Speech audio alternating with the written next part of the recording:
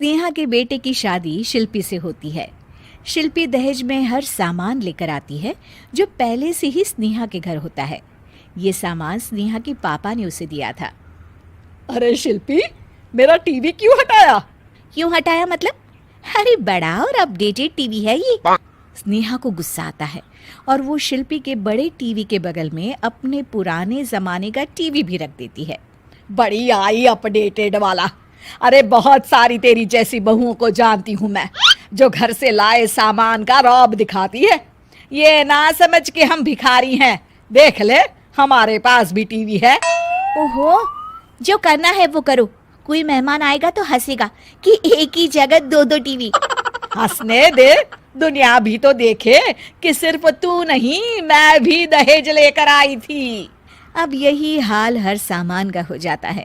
Drawing room में एक साथ दो तरह के सोफे रखे होते हैं, एक नया आलीशान तो एक पुराना लकड़ी का।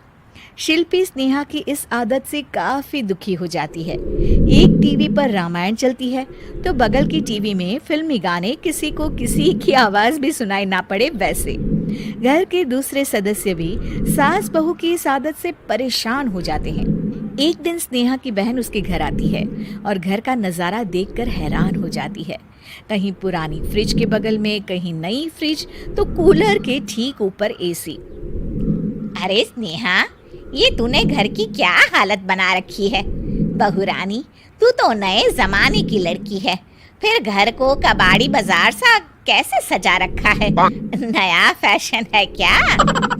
देखिए ना मौसी, माँ जी अपना पुराना सामान निकालना ही नहीं चाहती। वो सोचते हैं कि उनका ही सामान घर में रहेगा। अरे बहन, तू इस मामले में ना बोल तो ही अच्छा है। मैंने बहुत सी बहुओं को देखा है अपने लाए सामान पर सास को धौंस दिखाते, और मैं भला किसी की धौंस को क्यों सहन करूं? मेरे पास तो सारा सामान है, और वैसे भी क्या कहते हैं, ओल्ड इज गोल्ड। अब क्या था, शिल्पी ये सुनते ही भड़कती है और जोर जोर से चिल्लाने लगती है। वाह माँ जी वाह, जरा अपना सोफा तो देखिए, ऐसा लग रहा है खुदाई से निकला है लकड़ी का। और मेरा सोफा देखिए कैसे लेदर की चमक और गुदगुदा सा है। अरे आपका तो पुराना धुराना सा है।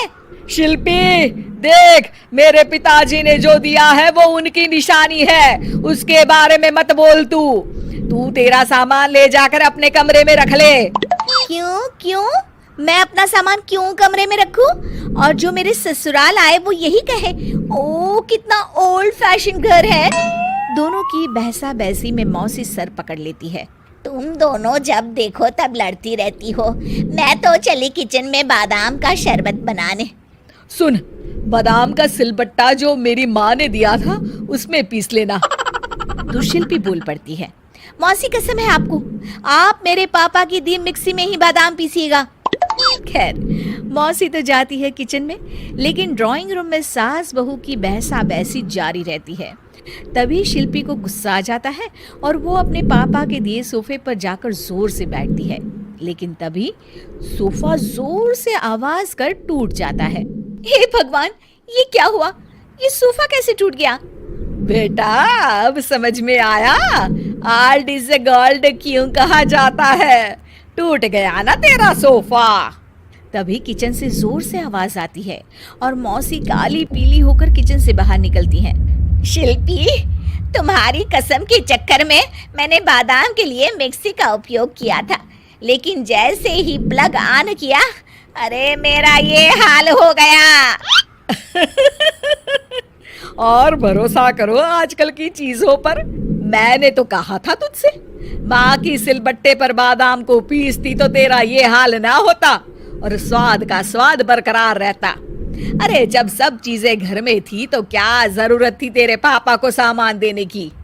वैसे भी बहू, आजकल दहेज वही मांगता है जिनकी खुद की काबिलियत नहीं होती। आप ठीक कह रही हैं माँ जी। मेरे लिए ये सौभाग्य की बात थी कि आप लोगों ने पापा से कोई डिमांड नहीं की थी, लेकिन मैं आपको समझ ही नहीं पाई। मुझे माफ करिए। अब इस घर में नई चीज तभी आएगी